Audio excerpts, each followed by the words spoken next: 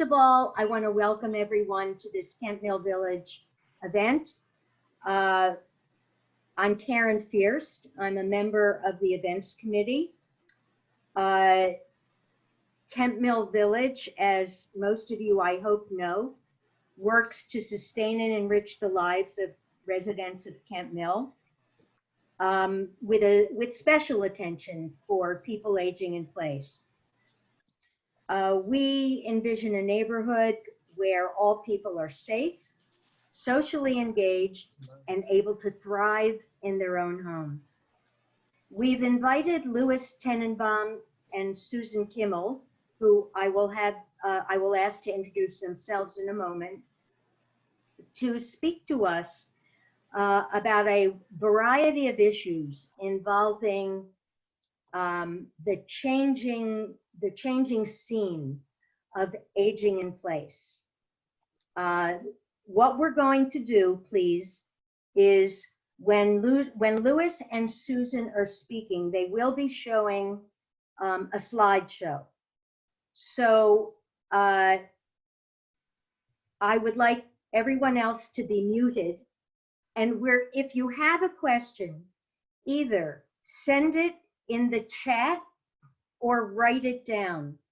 When Susan and Louis finish their presentation, we'll address everyone's questions. Okay? So I want to again thank everyone, and Louis and Susan, it's your game.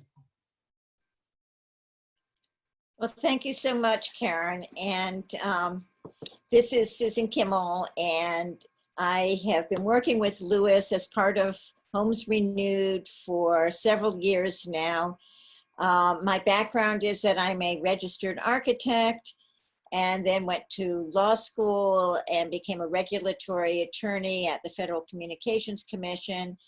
And when I was getting ready to retire from the federal government, I thought I wanted my encore career to combine my interests with housing and architecture and place, and how to do that all in a regulatory environment. And Louis and I were talking, and I've known him, Louis, for, I don't know, almost 30 years. And he was talking about starting this new startup called Homes Renewed. I said, that sounds terrific. And so it's, the rest is history. We've been working on this for a number of years. And one of the main things is helping people update their homes. So I'll let Louis introduce himself, and then we'll start on the presentation. Hi, my name's Louis Tenenbaum. I started a life as, well, after college, I became a hippy-dippy carpenter in Ann Arbor, Michigan, because I wanted to build my own solar house. It was in the 70s. Eventually moved to the DC area. In 1988, I got involved with a project remodeling a home for a family with a young man who had been shot and was paraplegic. I asked his mother what she needed a carpenter for, and she said, I didn't have to help him in the bathroom before he was injured. I don't want to help him in the bathroom when he comes home from rehab. What that made me do was, I did their bathroom project. It was very exciting. There was no internet. It was very hard to find out what to do. But I was really thrilled with the importance and significance of what I was able to do with this for this family with my hammer and saw. And eventually, a few years later, that was 88, about 90, 91, I read an article about the age wave and said, wow, there's a little niche I could carve out for myself amongst college-educated carpenters in the Washington, contractors in the Washington, D.C. area. I'm going to concentrate on helping older people modify their homes. It was before the term aging in place even existed. I got to know the senior services community in Washington, D.C. over the next few years and became trusted, which was a little difficult. But the question soon emerged, which is, if this is such a good idea, why doesn't hardly anyone do it? I soon, by the end of the 90s, I was teaching around the country under grants from the administration on aging and so forth. And yet, the important thing about all that is, to this day, there's still the question about, if this is such a good idea, why doesn't anyone do it? And I think the presentation Susan's about to give you speaks fairly directly to that question. And I'll be happy to hear from you afterwards. Susan, I'm going to try to, I may have to change this somewhat to advance the slides, but if you're ready, I'll try it. No. Let's give it a go, Louis. We haven't quite practiced it this way, but please bear with us. So, It did move then, just a second. Do you see the second slide now? I can't see any of your slides. Okay. Well, they're your slides, but I will. Well, I can't see your window because I can't have two windows open. Well, does anybody, can you tell? Can you see the slides, folks? Yeah. I can see the slides. Okay. Then I will, we're on slide 2, Susan. Oh, that's not my deck, Louis. Yes, it is. No, How's that? that's right. Okay. Okay, I went to see your slides, but now I don't know if that I can do it in the mode that I wanted to. Why don't you click on full screen to make the slides full screen? Well, because then they didn't seem to want to advance, Karen. That's the problem. I then go to slideshow. I think it will work from there. Okay, you go ahead. Okay. Anyway, what the point is that this is not just about what to do to update your home. This is really what we really want to talk about with you is that there's a beginning of a whole movement of what it takes for society to recognize that there are lots of people in the same boat at this time, and that we all need to learn a lot about what's necessary to age in place. So, Louis, is this a picture of beginning of a movement? Yes, and I just had that, and now I'm moving on to a woman with a surfboard. And that's exactly it. The point is longevity is new. In the past, in 1776, when the country was first founded, life expectancy was only 32 years old. But by now, it's closer to 80. And yet our institutions and the government has still behind the time in really addressing the needs of this part of the population. As you see, seniors are doing all kinds of things, very active, even surfboarding. Go ahead.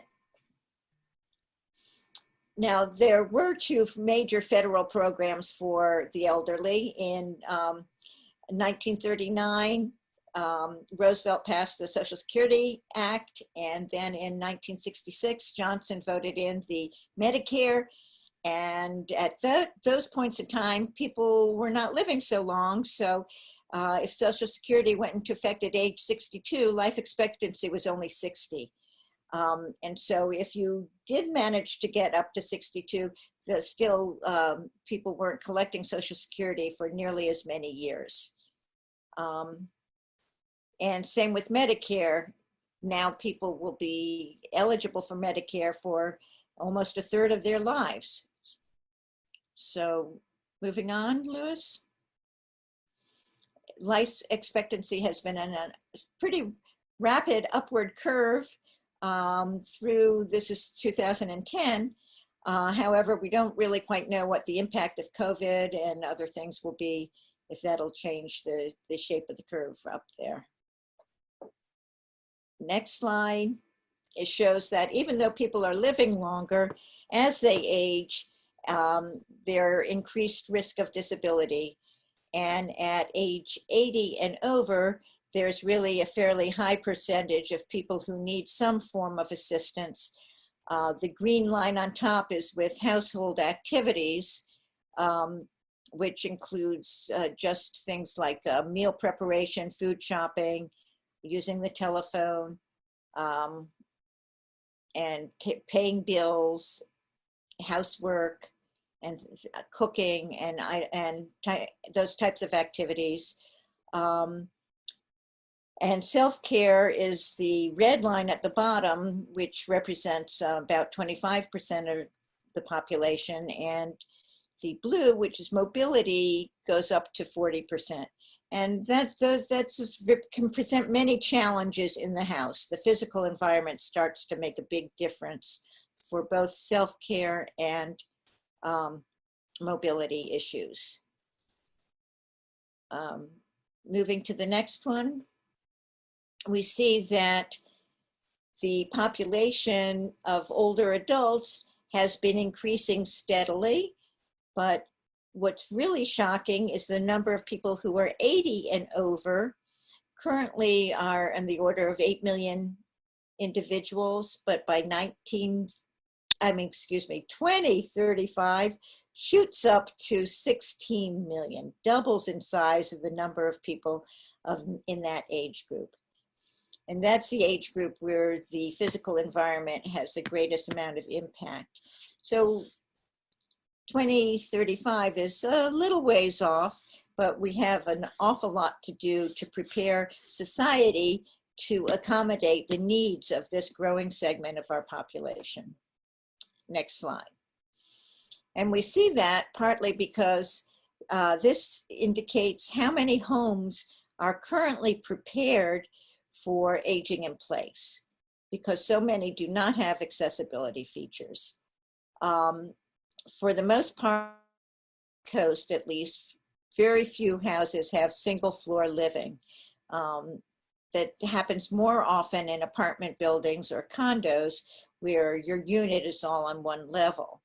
But home styles are typically 2-story or split level, or other styles of design where there are quite a number of steps. The second feature is a no-step entry, which again, there are very few percentage of houses that have no-step entries, and even fewer that have hallways and doorways wide enough to accommodate wheelchairs. So for the number of units that have all three of these essential features is really extremely low, especially on the East Coast. As you see, it's less than 10, I believe that's million homes. Okay, moving to the next slide. In recent times, more and more attention is being paid to what are called the social determinants of health. And these are factors that include economic stability, neighborhood and physical environment, education, food, community and social context, and the healthcare system. So it's shown that the social determinants of health represent 20% of someone's wellness, their overall health, which is greater factor and a greater variable than even the kind of health care they receive. Even more important are what you've inherited, your genetic makeup, and your own individual behavior. So diet and exercise still matter. I hate to break the news to you, but individual behavior does play an even greater role. But one area that we're interested in the social environmental factors is the physical environment of the home. And particularly in how well it can accommodate and support the kinds of needs as people age. So going to the next slide, we see that not everybody has an equal chance at making decisions about what they do as they age. For the 46 million Americans who are over 65, the top 9% are very wealthy. And these people really do not need much help. They have, they're able to make their own choices and provide for their own needs as they age. Meanwhile, those at the bottom of the economic ladder are people who are eligible for Medicaid, and they have their aging needs met for housing and health care through Medicaid, by being in nursing homes, which are provided by Medicaid. But as this vast middle, what Homes Renewed has labeled the innovation and opportunity zone, these are the people, and that's most of the middle class, who really have to fend for themselves. We're people, and I'm including myself in that group, who really have to figure out what kinds of, how we're going to make it work for us, where we're going to get the funding, the financing, the income for making our housing, our medical needs, our travel, food, all sorts of social activities, all the things that make life worth living. And it really, there are very few policies, and that's the point here, that government doesn't give much support in providing for this middle America in the aging needs. So this is one reason that Homes Renewed is pushing very hard to try to do things in terms of social policy. Let's go to the next slide. Now, we often hear how technology is going to be the saving factor. It's going to make all the difference. That seniors, life for seniors in the future is nothing going to be what our parents experienced. And while that may be true for many, in many respects, some of the very basics still rely on what your home is like. Okay, so even if you can get Instacart, if you can't get down the stairs to open the door or to get to the kitchen, then you're stuck, you know. If you have a driverless car, but how are you going to get out the door? You know, that is another obstacle. Alexa is marvelous in that you can set reminders as a pill minder to remind you to take your pills or which pills to take at different times of day. But if it's really hard to get in and out of the bathroom, then you'll really not be able to take it full advantage of it. And I just said the magic word of Alexa, and she's talking to me now and asking me what I need to be reminded about. So you may not hear her in the back room, but I do. Any case, so the physical environment of the home has to be updated to accommodate the residents as they age and as needs change. So let's go on to the next slide. And let's just say, what are these basics? What do people need in their own home?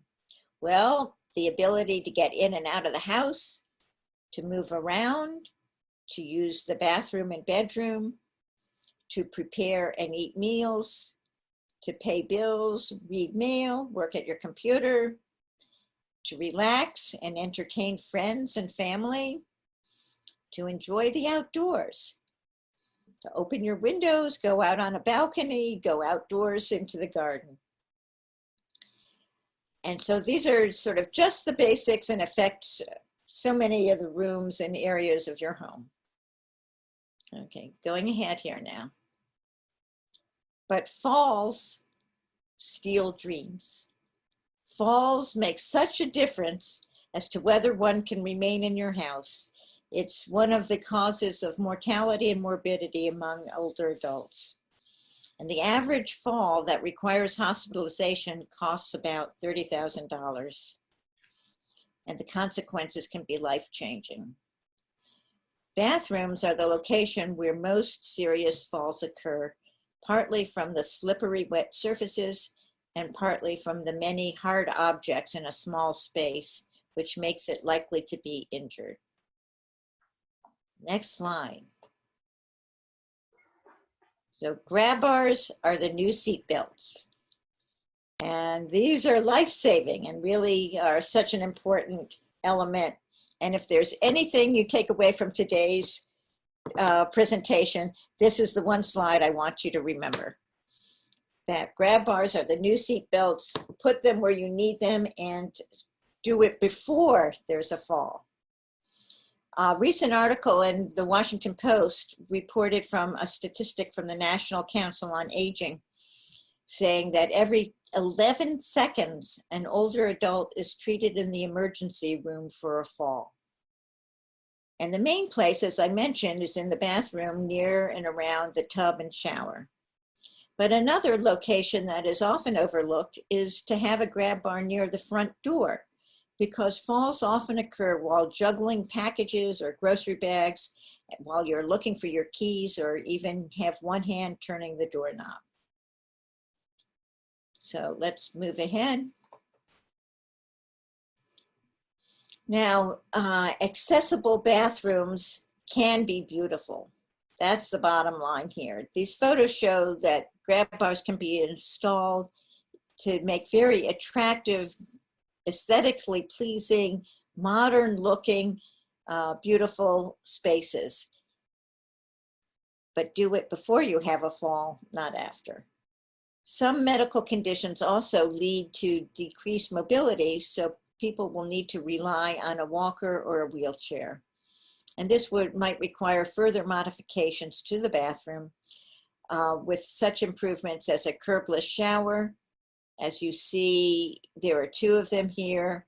The second picture and the one on the far right are curbless showers, or knee space below the sink. And both of the sinks in the first picture on the left and the third picture from the left shows that there's space if you were sitting in a wheelchair to put your knees below the sink and be able to use the sink more easily. Okay, let's go ahead, Louis, please. And grab bars can come in many shapes and colors and materials these days. It's not just the institutional look that you see in public restrooms. So some can be actually a combination towel bar and grab bar, with the grab bar being on top, and then you hang the towels below. They can match almost any decor. And you see this absolutely stunning bath with the freestanding bathtub and the windows all around it. This is Lewis's house that Lewis built, and it really is a very handsome design. The picture on the right is a curbless shower. However, I don't see an actual grab bar unless the shower is supported by one. Lewis, is that the case? I think you just need to move more quickly, but there's no grab bar in that shower. Oh, okay. I wouldn't approve. You wouldn't approve. Okay, next slide. This shows you can be any age to use a grab bar.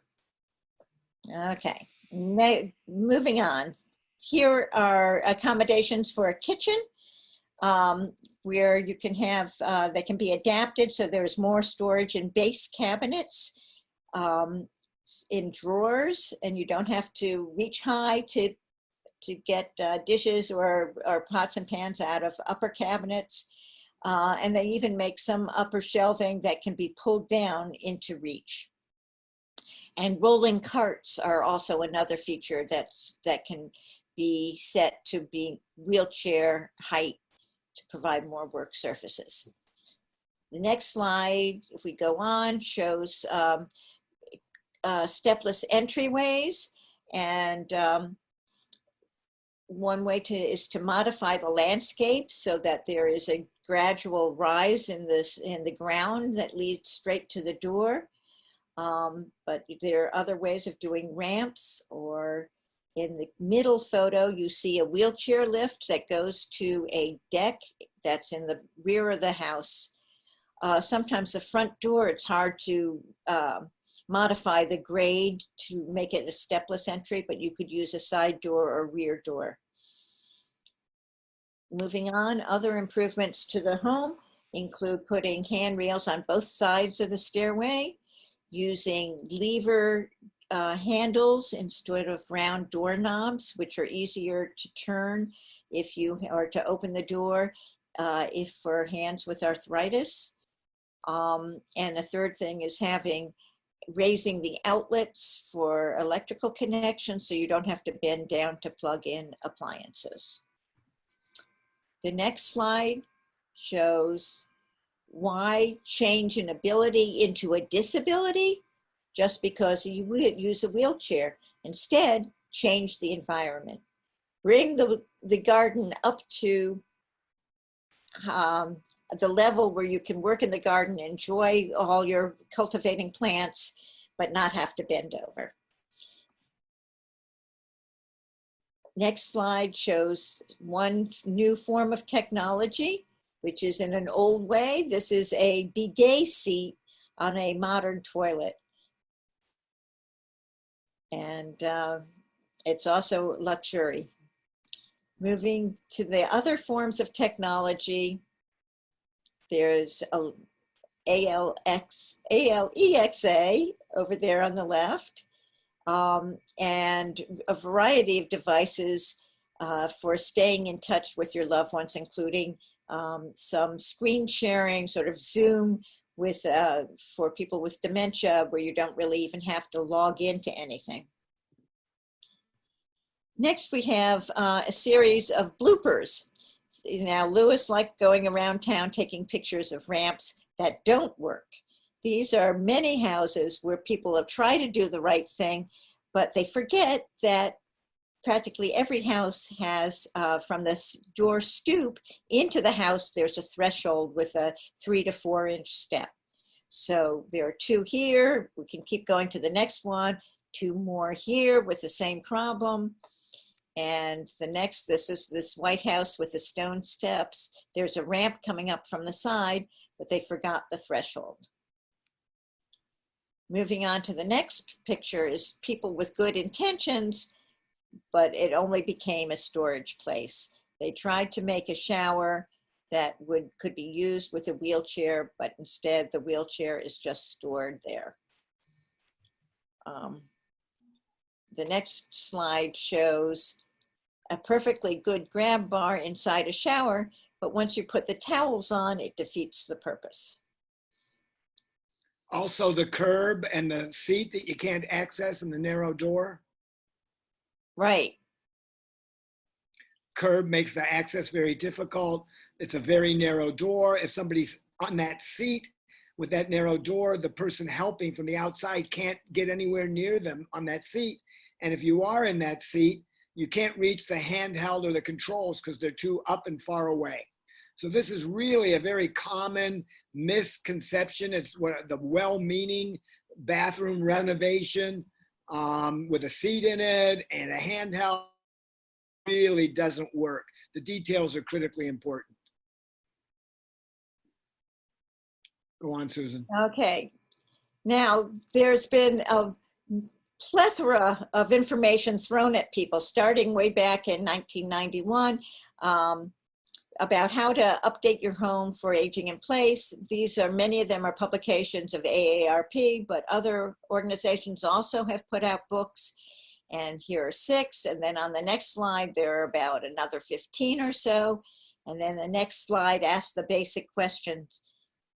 Why do you keep, what's wrong? Why aren't people updating their houses? We're telling them what to do, but no one's doing it. Or if they're doing it, they're not doing it the right way. So Homes Renewed believes that something else, we need a new approach, and that we really believe very strongly that it'll take some forms of incentive to motivate people to update their homes and do it the right way. And moving on, we'll see that the use of solar collectors has grown exponentially since there were investment tax credits. So you get money back on your taxes from installing solar collectors. And the next slide shows that there's also been a fall in the price of installation once more and more people have taken on and done this kind of improvements to their home. Similarly, and we move to the next slide, there's been a rapid growth in an adoption of hybrid and plug-in hybrid cars. And both the solar collectors and the hybrid cars are policies that the US government has decided is important in order to reduce the use of fossil fuels. So once there's a policy behind it, there are many ways that incentives can be structured to try to promote that policy. And here on the next slide, we see two where safety was the primary concern. With smoke detectors and with airbags, originally they started out as incentives by your insurance company that you could get a lower premium if you had a smoke detector in your home, or you had a lower premium on your car insurance if your car was equipped with airbags. But once it was recognized that these really were life-saving devices, the government decided they should be required by law, and now they are mandated. And frankly, Homes Renewed believes that grab bars should follow this path. There could be an incentive now with either a tax rebate, or there might be some other, your insurance might give you a rebate if you had grab bars in your home, but we really think they, at some point in time, they might become mandatory. Okay, next slide. And this basically shows that older adults basically own their own homes. Up until age 80, that's the primary, that's certainly the largest group. After age 80, there are more owners, there are a little bit less, fewer people have mortgages, and there are a few more renters. But it means that because people own their homes, they can, in a position to make improvements, they just need, where there's a will, there's a way, and part of it is finding the way. In other words, what kind of financing is available to make those types of improvements? The next slide shows that, that incentives can change behavior, that tax incentives and rebates have been very effective in getting people to do what the government thinks is of value to the society as a whole. And just think about plastic bags and how that 5-cent tax for each bag makes you bring your own grocery bags with you when you go to the store, if you are still going to the store in this new COVID environment. But that's a separate story for another day. Okay, moving on to the next slide. Some states and local government have already begun providing some forms of incentive. And actually, living in Montgomery County, there is something called Design for Life, and that will give you a matching saving up to $5,000 off of your property tax. But it is, you really need to go to their website and research it carefully. It is very hard to apply for. You have to file at the time that you get a building permit. And if you're only doing grab bars, there's no building permit required. So it really doesn't qualify for that kind of program. But states are experimenting with different types of programs, and we're hopeful that at a local level, there will be many different varieties to choose from, and will be able to serve as demonstration as to which ones are most effective in really bringing about changes to the home and increasing safety. Accessory dwelling units are a separate subject, but it is often a way to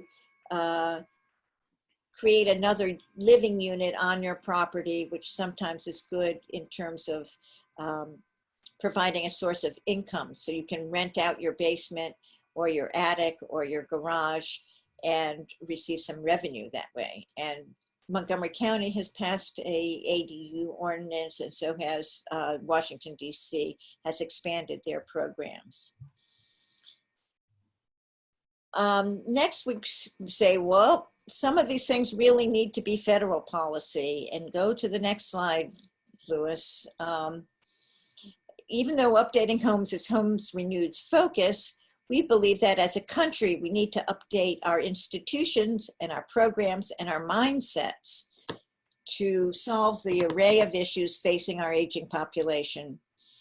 We need solution recognizing longevity and the huge number of middle-class Americans who need help to prepare for their future. Now, the next slide shows that seniors are not afraid to speak out about issues they care about. And here are demonstrators back from the day when people could congregate and get out there in person. Right now, the world has changed. Even though there are protesters, most people our age are not attending those at the moment due to COVID. But seniors do vote, and that's a very important way of showing your voice. Next slide. So Homes Renewed's strategy is to shape current legislation and to reach out to legislators at a state and local level. And we've also been involved in trying to put an affordable aging agenda on the presidential campaign and submitted talking points to the Biden campaign. So far, we haven't heard them, at least I haven't personally heard them, but we're just getting into the campaign season, and we'll be on our watch to see what is said. Next slide shows what you can do for your own home. And this is something that I think you really want to take notes on here.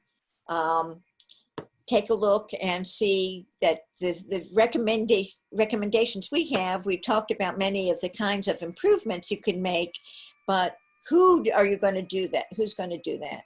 And it's very important to find somebody that you can work with who is interested and knowledgeable, and that one way to tell that they have some training in dealing with age-related modifications to the home is to see if they are certified by one of these organizations. And CAP stands for Certified Aging in Place Specialist. Louis, you'll have to remind me what Certified Environmental Access Consultant, Certified Living in Place Professional. The National Association of the Remodeling Industry has its own programs, and then there's an outfit called Age Safe America. And there's even more than this. So there are ways to, generally people will advertise with these initials after their name, or make a point of saying that they've had training from one of these organizations, which means that they do have a basic understanding of what kinds of improvements are necessary and what factors to consider in the installation, so that it'll be done properly and you won't get the kinds of bloopers that I showed in those photographs. But this means, think about these are the next 4 questions are, what do you really love about your home? What do you want to retain? What is important to you?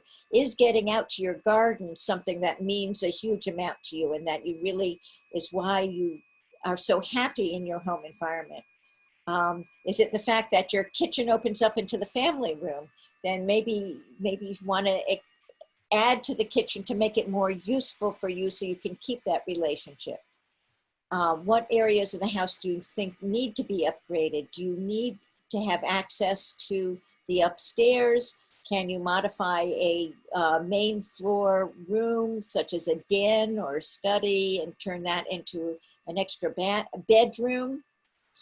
What kinds of problems are you having, and what is your time frame? How can you phase the improvements over time? And Louis has his own business that's separate from Homes Renewed. He still is doing some consulting as a carpenter and equipment installer. And so you may want to write down his, since this is, we can't give this to you as a link, you have to write it down. And I'll give you another second here and then move to the next slide, Louis.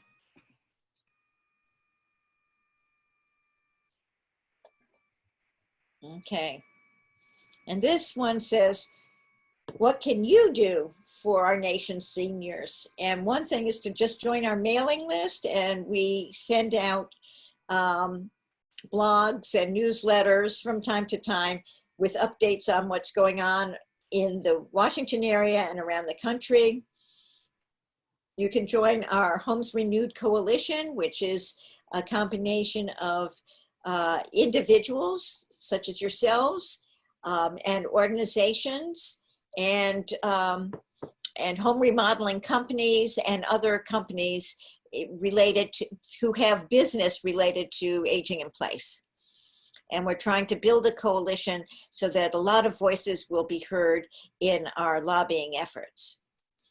You could also, by keeping in touch with us, take a role. We really have some ideas about letter writing campaigns. We want to develop a toolkit for organizing at the grassroots level that will be useful to different communities and different villages as to what will take them to organize.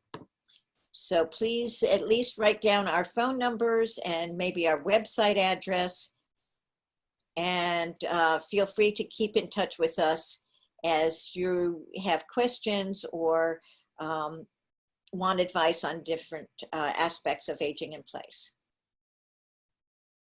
And moving on to the last slide, we have the famous quote from Hillel: "If I am not for myself, then who will be for me?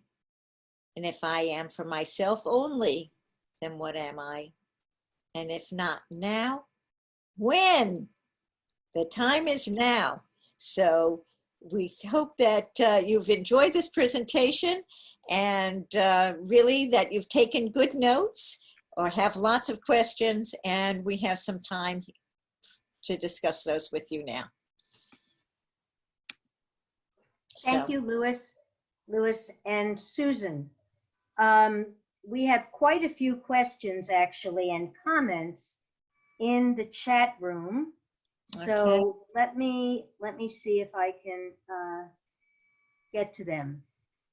Can you speak to accessory dwelling units as a method of financing home modifications to age in place? I think you did mention that, but we didn't talk about a method of financing the home modification. Well, yeah, it actually can be fairly expensive to create an accessory dwelling unit, depending on the configuration of your house and other factors. Sometimes it's not so difficult to take the basement area, if it has a separate entrance, and turn that into an accessory dwelling unit. Most of these require a permitting that you would have to install some sort of a kitchen and full bath. And then once you've made that investment, and sometimes you can use a home, like a HELOC, home improvement loan from a bank to finance the construction of the ADU, then the rent from the ADU can supplement your income and may actually provide enough additional money to do other improvements in the other part of your home. One thing that's been talked about is that you start by renting out the smaller ADU, and then at some point in time, you yourself as the homeowner might want to move into the ADU. So make sure that when you make those improvements, make them accessible, and then rent out the larger part of your home with the 5 bedrooms you're not using anymore. So then that would be at a higher rent level, obviously. Michael Jackson, why didn't you make the presentation? That's the big question. You're obviously totally hip on all this subject matter. And I don't know if you really just wanted to throw these things out to direct the conversation, or if you'd like responses to some of them. Oh, I'll unmute you, Michael.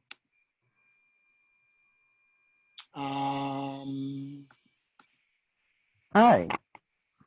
I really enjoyed, look, I tried to capture a lot of stuff in the chat. I know it was a lot of stuff. Yeah. I really enjoyed this presentation.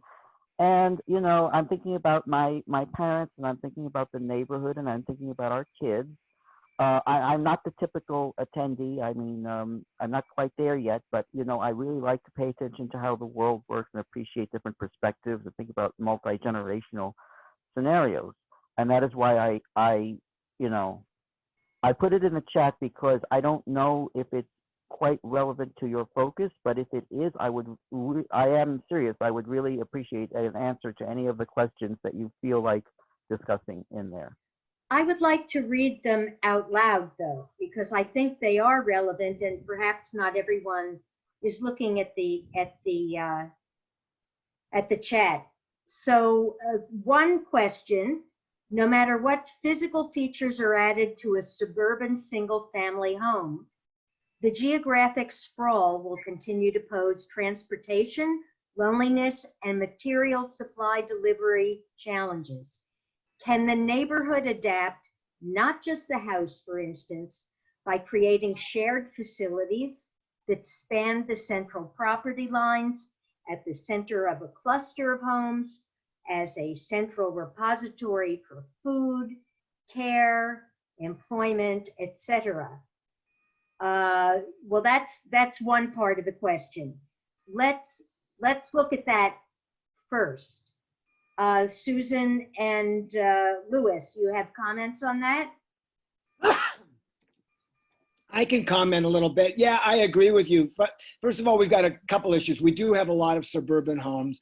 And I think you're exactly right. The idea of clusters, of sharing space and sharing lives, what I call the boomer compound housing idea is a really good idea, that people live near each other. But it also, once you get more people, you know, there's something called the network effect, which we all know from, you know, one cell phone's worthless, a million cell phones has a real value. The more people in an area that are successfully aging in place, we'll just call it that, the more those services get to operate efficiently, whether it's a transportation system that can now operate efficiently because there's a lot of people in the neighborhood that are using it, whether it's a visiting nurse that can go to a number of homes very close by, maybe on a bicycle because there's a lot of people using it, and the same thing with food delivery and all these other things. All the things you mentioned are really good ideas that can be part of the solution, especially as the solution moves to scale, so that they become more effective and efficient ideas. I'm aware of at least one community that already exists, and efforts of a number of other communities where people are actually investing in small apartment buildings. And, you know, each person has their own apartment. They have a homeowners association. And in the building, they have certain, I guess, unique features that speak to aging in place, including communal areas for socializing. You know, you may have your own TV in your room, but we have the community room where you can also come and see people and maybe watch TV. That sounds like, excuse me? that sounds like co-housing, which is a really Yes, great Well, idea. it is essentially. Yeah. But a And lot of people, co-housing is successful for a multi-generational benefit. Anyway, please continue. Yes, there's a very good co-housing project in Tacoma Park, DC, that I have visited, where there's shared cooking. People, you know, eat meals together, but you can still have, I think it has kitchenettes in their individual homes. And there's there are a number of senior co-housing communities, one in Boulder, Colorado, that's really well respected. But it raises the kind of question, I think, about whether you're creating a ghetto cohort when everybody's within the same age range. You know, on one level, it could mean you're sharing assistance, daily assistance, caregiver assistance. On the other hand, one of the beauties of regular co-housing is that maybe there's somebody who doesn't drive anymore and they do their shopping is handled by somebody who needs their children watched while that other person goes shopping. And so there are less opportunities for sharing in an age-restricted co-housing. And I think that's when I say boomer compound, it's what I think of as kind of what you described here as a small scale co-housing mindset of intentional community. Let's move on to the technology question. Technology can't replace social interaction, even properly socially distanced. What do people need in a home? Oh, actually, so, let's deal with that. I mean, I think you did include that later in the presentation about regardless of the technology, it cannot resolve all of the challenges, correct? Yeah, I think we made that point. The district is famous for a building type, which is like a whole series of row houses that all have front porches that are 6 to 8 feet off the sidewalk. And so it would be, if you could combine all those front porches and have a lift at each end of the block, you could go down through the porches and not have each house along the way, like all 10 or 12 houses, have its own lift to get up to the front porch. So there are certain areas where it really would be wonderful to share amenities with your neighbors. But you do need to get group buy-in. It's not going to happen automatically. And I think organizations such as the Village are very good for ways to organize some of these backyard shortcuts. I mean, I've known places where they took down fences and you could put in tot lots. And mainly in those days, it was so you could share kids' play equipment. But now it might be, the families have grown up. Now you might want to share some other, visiting fire type pit. of thing. Making people a fire pit, that's right, or a barbecue area or something like that. Yeah. Okay, so then we go on to what do people need in a home? What about non-motorized access to companionship and social functions?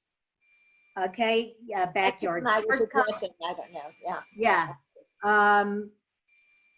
Well, non-motorized access to companionship. I'm not exactly sure, when you write that, what it makes me think of is in the airport, when the moving sidewalk is ending.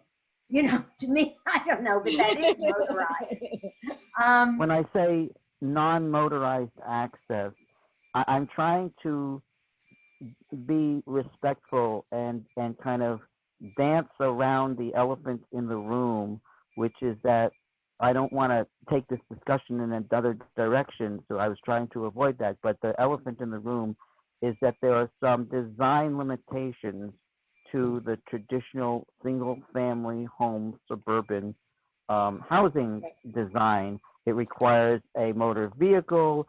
It requires upkeep, somebody to be in place.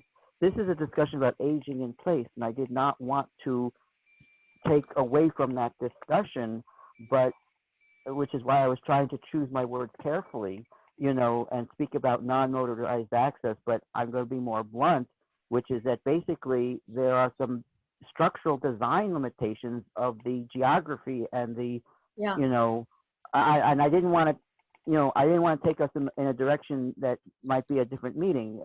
You know what I mean? So, so clustering, I don't know, I'm trying to ask you for a compromise that is respectful for what you're trying to do. Well, just as a comment, I think that your point is multi-generational, and I appreciate the fact that, you're trying to stay focused on the issue. But to some extent, while it doesn't focus on aging in place, for example, in Montgomery County, the way that they are increasing the density of the population around metro stations, for example, and even the creation of the ride-on bus years and years ago. That was to help people connect with each other, without needing to drive themselves. But it's Well, a very good. that would not be aging in place. That would be a thoughtful relocation to a thoughtful co-housing community on top of the Bethesda Metro stop. And that is not the purpose of this meeting. And I didn't want to, Well, you see what I'm asking? yeah, I I'm having- understand, right. Actually, Lewis and I have discussed this quite a bit. We don't necessarily have any answers yet, but we do think that once there are enough people aging in place in suburbia, in a spread out kind of setting, that they'll reach a tipping point when there's a new form of delivery of different services to people who had, are sort of spread out geographically, as you were saying. So that we picture something like a roving phlebotomist, that sort of, rather than Uber, you have somebody in their car who goes around through the neighborhoods collecting blood samples from, that are required by your doctor. It's not just for their own sake, but when you need, you don't, instead of driving yourself to the hospital, they have somebody who collects the kinds of specimens that are needed for medical purposes, and there's enough people in the neighborhoods and close enough together that this becomes a manageable type of a job to do, that it has higher efficiency than it would be for each individual to drive themselves or find some other mode of transportation to get to the doctor's offices or the hospital or the clinic. So that kind of delivery of services, and that's one that came to mind. There may be things like Meals on Wheels, that there will be sort of like central kitchens in different kind of, satellite locations. So instead of having Meals on Wheels all in one place, there may be, I'm making this up right here and now. At the local elementary school, there may be a section of the kitchens that's used for the elderly. So it serves a much smaller community, but it's efficient in that way. So we haven't, it's projecting how will this work, what kinds of services are needed, and how will it be distributed in a new way once you have whatever number I had of people over 80 living in suburbia. Right. Right. This is And fascinating. Chris Farrell says something about zoning. Yeah, I mean, when we're talking about policy, zoning is an issue. ADUs is an issue, but it's really changing rapidly in parts of the country. We get this situation where I remember 20 years ago, somebody said that the most desirable houses in, what's that place over in Virginia with an R? In Reston. Right. That the places in Reston, the most desirable homes were on the lakes, were down to 20% of the original population near those homes. It's because 5-member families, 3 kids moved out, and they're living in this big house. But the zoning didn't allow you to split that house into a 2 or 3 family house. But maybe that's where part of what we need to go. And now you have those homes around that lake clustering 12 or 16 families instead of what were 5 families originally. So zoning is part of it. It's part of the whole policy picture. The fact is we can't build enough new senior housing. And as somebody mentioned, we do have the problem of younger people who are grumpy that we're not getting out of our homes in time. The fact is the population continues to grow. No, nobody's grumpy. No, my son is Nobody's grumpy. Well, we are not. The senior population is underutilized in terms of knowledge, employment, wisdom, and services. I'm talking co-located childcare and elder care. I'm talking the most successful communities in the world are multi-generational, it seems. Right. And so as far as zoning is concerned, I mean, you could have a cluster of houses where one house is converted from a single family home to some type of a community center, so that, those who are aging in place would be able to walk out of their home or travel by whatever method is appropriate to the next door where they are caring for children. And even if they can't physically do so, they can still share stories and communicate in a way that will help the next generation. Absolutely.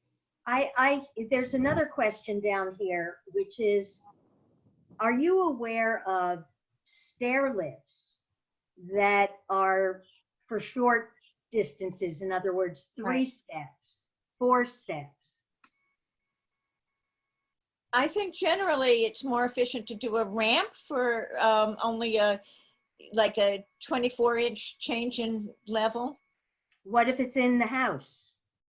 It's very tough. It's very tough, Karen. Houses with multiple stair sets, finding the space to put in a mechanical equipment, a lift type of, a small elevator or almost an elevator. I was going to ask about elevators as well. And some of the best projects I've done are where we added what I call a vertical circulation corridor, where we added like a front lobby to the house that had an elevator at the back of this lobby that caught all the multiple levels, because it's so hard, and houses are pretty tight physically, so it's so hard to find a room. But I think the real point, and I'm not sure how long this was intended to go, is that Richard Marcus is saying the question, he's saying, well, aren't we in a village meeting? Isn't the village all about this? And the answer is, of course. But how do we make the village?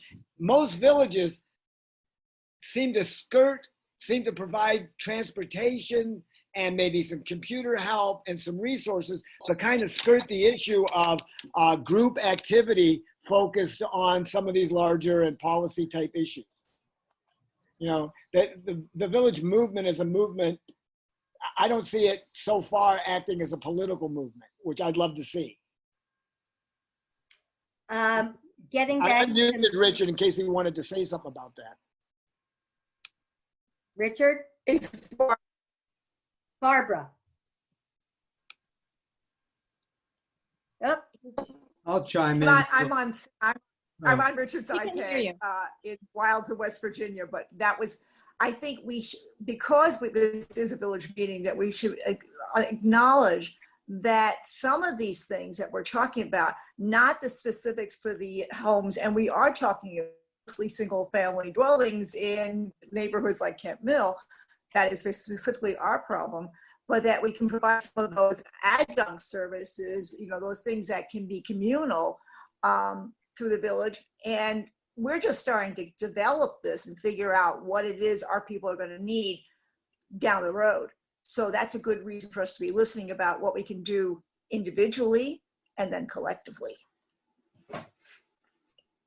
I want to throw something in on a personal level. We did a major renovation of our home about 12 years ago.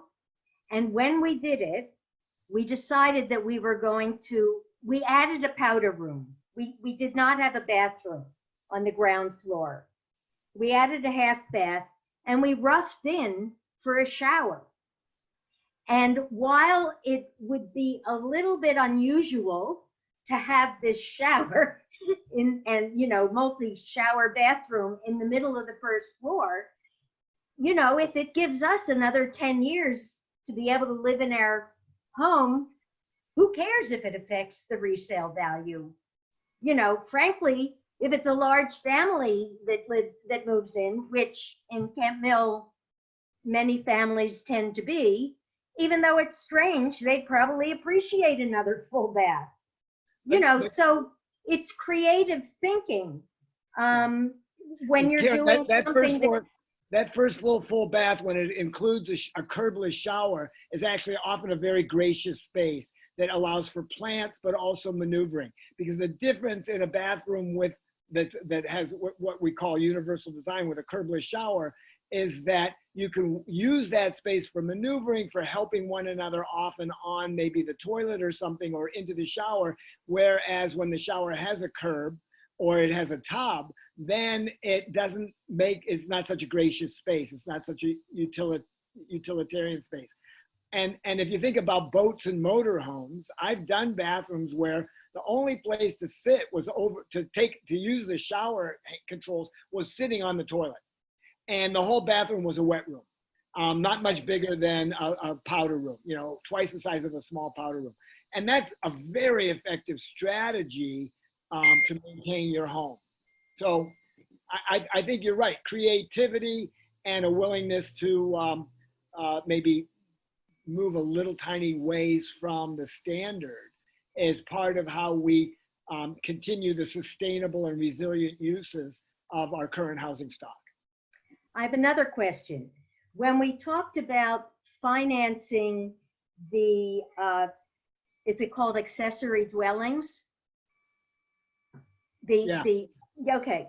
So what would you think of someone who has paid off their mortgage and financially is stable, possibly using a home equity loan Right. to make some type of a change or addition to their home? Obviously, you would want it to be cost effective, but if they're renting it out, it's easier to get the money back to pay into the home equity.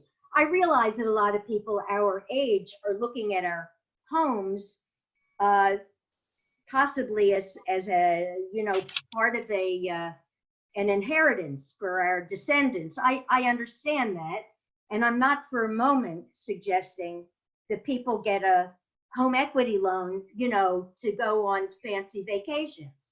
But what would you think about doing something like that? Well, I think that there's a couple things. Some of the people a couple things about ADUs. First of all, no rule that I know of requires that one of the two units have accessibility features, which that makes me grumpy. Okay, so there's one little piece of grumpy Michael. But second of all, a lot of times advocates of accessory dwelling units do speak to the idea of it functioning as you know, something of an income producing unit. And that's okay in middle-class neighborhoods and upper middle-class neighborhoods. But where that idea comes through in lower middle income neighborhoods, it's problematic because the people often can't qualify for the loan that allows them to do that. But in a meeting with Pazit Aviv, you know, all guys know Pazit, she was saying that some of the banks are actually looking now into loans that would consider the future income of an accessory dwelling unit on a residential property as part of the qualifying factors for a middle or lower middle income person to qualify for a loan. So whether it's a home equity or almost a commercial, semi-commercial mortgage, because it's going to be a business unit. This is part of the idea, clearly. Well, What if you use, go ahead, whoever was what if you talking. use child care? You could set up a child care business on the property to have an income. If that business is run by somebody else who knows what they're doing, and then you just provide supplemental educational wisdom without having to do a lot of work. That's just a rambling. Yeah, you have to be careful Multi-generational. about that. Sometimes Yeah, that's for sure. there are some legal restrictions as to what kinds of businesses you can operate. And it might be childcare up to a certain number until it becomes a school.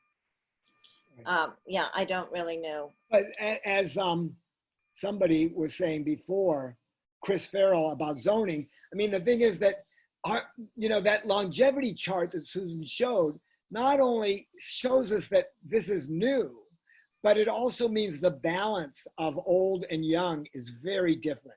And the zoning laws, you know, are legacies from the 50s when everybody was Ozzie and Harriet. Well, there's just like no Ozzie and Harriets left.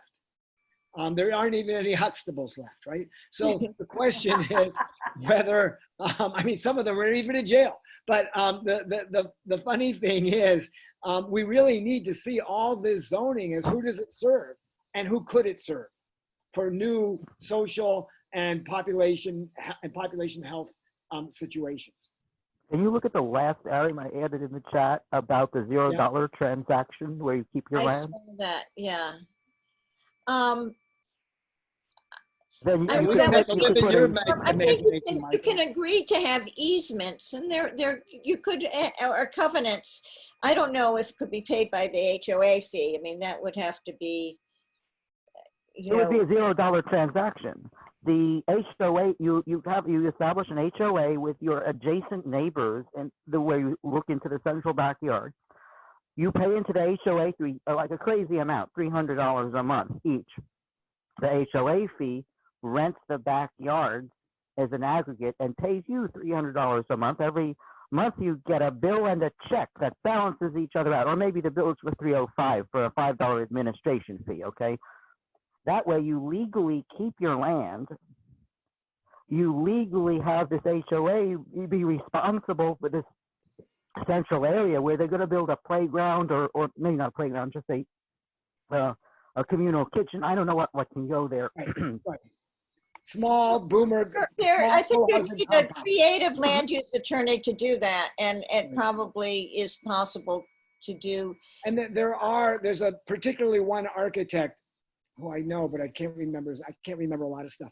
Can't remember his name, out in Portland, Oregon, who is doing a lot of what they're calling pocket neighborhood redevelopment.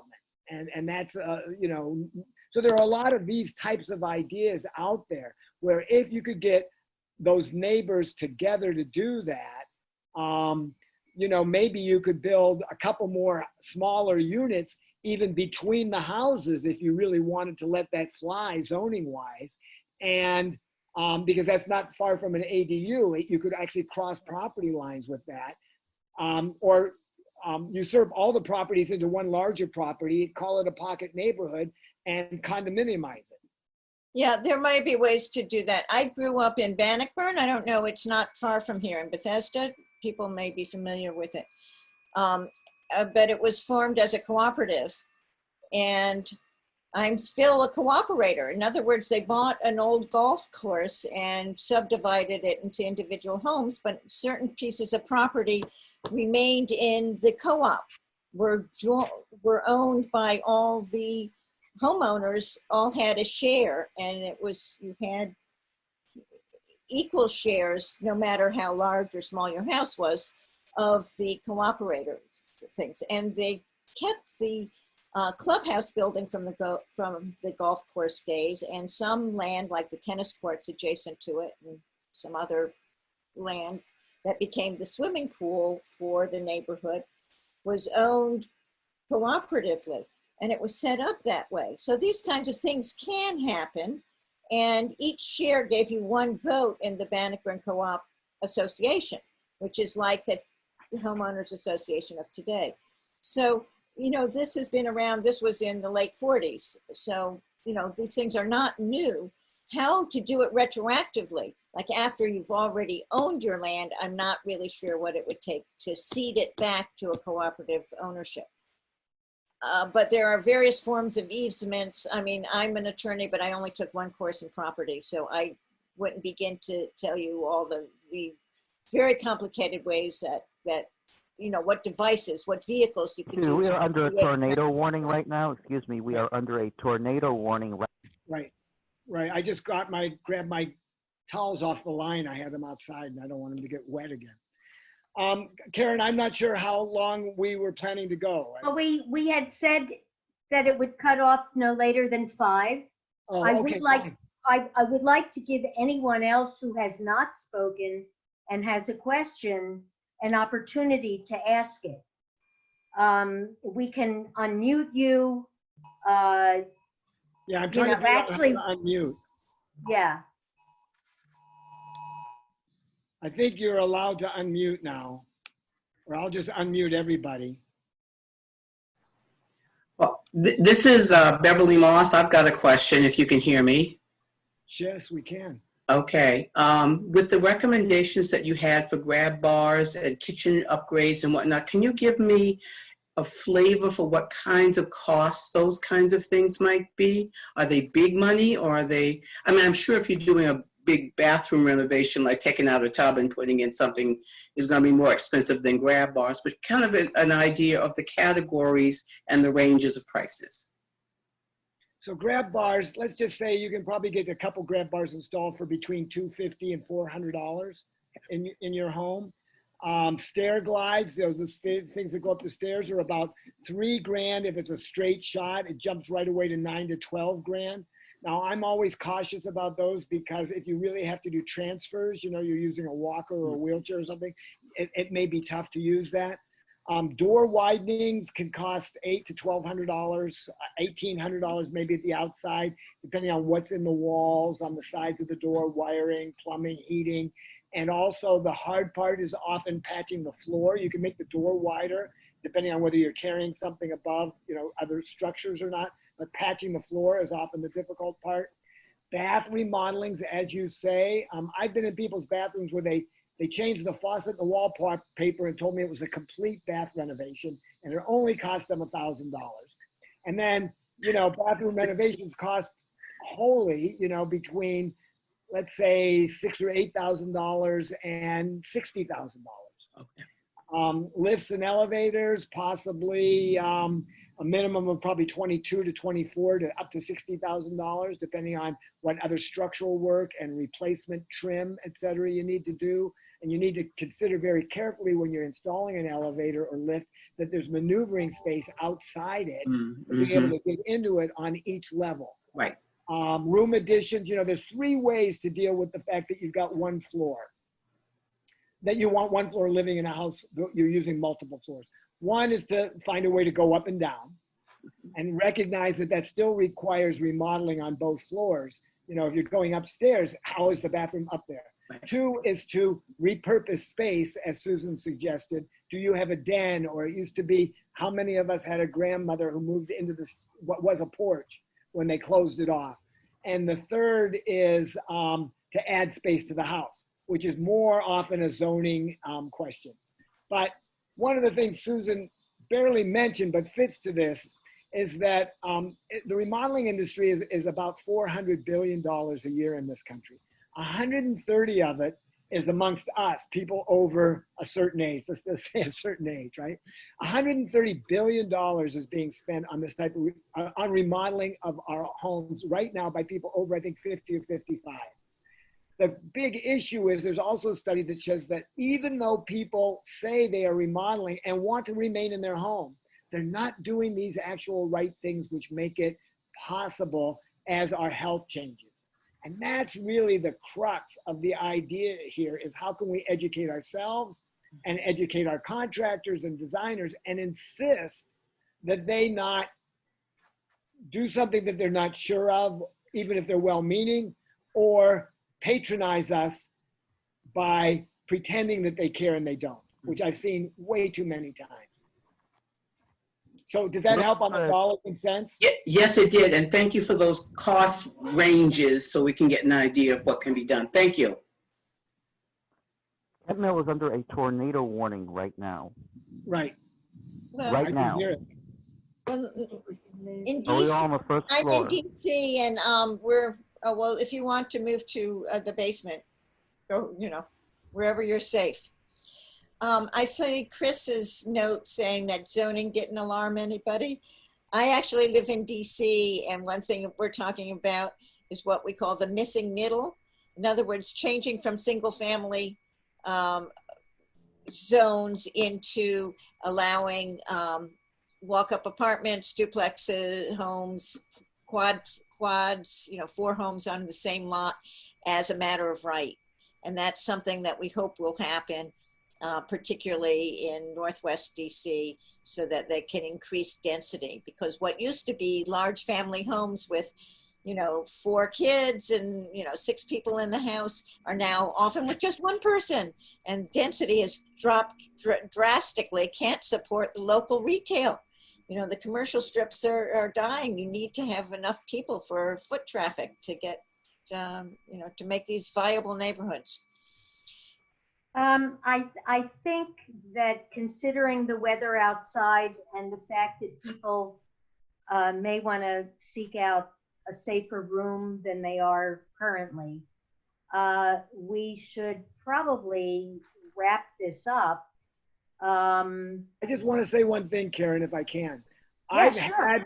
I've had conversations like this for 20 years with many groups of people who look, for the most part, like this group. This is about the best conversation on this topic I've ever had, and I really appreciate being having the opportunity to share with you all this conversation. I'm sure I speak on behalf of the entire village, as well as the people on the call, to say thanks for the compliment, but thankful that actually we're the ones that are benefiting from it. I think folks on the call will probably send out a little survey afterwards to ask, areas where maybe we could strengthen or whatever. And that would go on the technical side as well, not just the speakers. I have one other idea. I want to just jump in. How about if Kemp Mill Village challenged itself and other Montgomery County and DC area villages about how many grab bars a village can put in the next 6 months? That actually sounds like it would be a fun challenge. We'll have to play games, we'll have to talk about it. Yeah, you have to go to WAVE, that Washington Area Village Association, Village Enterprises, what's the E? But anyway, it's all the villages in the Washington area, and that could be a challenge across all the villages. Well, let's look into it. Folks, I want to reiterate Okay, that stay safe, everybody. Yeah. I want to reiterate that everyone has the opportunity to participate in the activities that Susan and Lewis's organization, it's a nonprofit organization. They've got a lot of great ideas. Actually, I think Michael probably ought to join your board. Maybe Chris He came too. up with so many terrific ideas and questions. We'll say thank you. And by the way, our next Zoom presentation will be around October 15th, and it will have to do with issues involving Medicare. We have one or two specialists that will be speaking with us, and we'll keep you posted. And thank you all very much for your time. Lewis and Susan, thank you very much. Well, thank you. Thank you. Have a great evening. Thank you so much. Stay safe and healthy. Wonderful discussion. Really appreciate it. And thanks for inviting us, Karen. Okay. Bye-bye.